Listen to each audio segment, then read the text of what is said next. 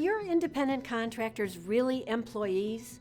Employers are sometimes uncertain about whether their workers are independent contractors or employees. It is appropriate for employers to be concerned that their workers are properly classified because misclassifying workers can have serious consequences. What it is important to remember here is that the label is not controlling. Even if you have a contract that says the worker is an independent contractor, a court may not agree.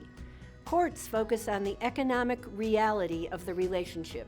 Is the individual economically dependent on the business in which he or she renders services, or is the individual in business for himself or herself? Here are some of the factors that courts take into account in coming to a conclusion.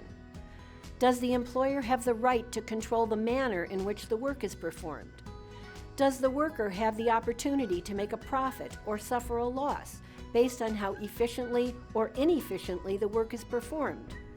Does the worker invest in and provide the equipment and materials required to complete the task assigned?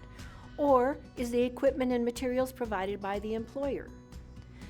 Does the service the worker provides require a special skill?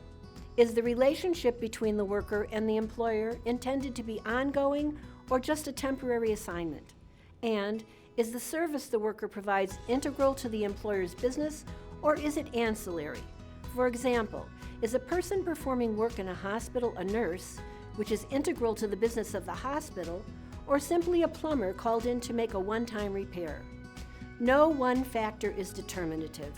Rather, courts weigh these decisions on a case-by-case basis to determine whether, in a particular case, a worker is an independent contractor or an employee.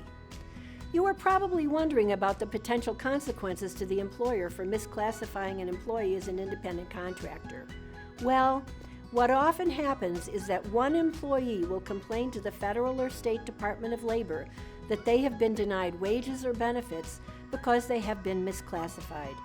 If that happens and the Department of Labor conducts an investigation, chances are the department will not simply focus on this one complaint, but will interview all of your employees regarding all of your pay practices. An employer may find itself potentially liable for back wages and benefits for all of its misclassified or underpaid employees. Therefore, to avoid these significant liabilities, properly classifying your independent contractors and employees is essential. If you have concerns about how your workers are classified, we're here to help. Contact your Employers Council representative for assistance in evaluating whether your independent contractors and employees have been properly classified.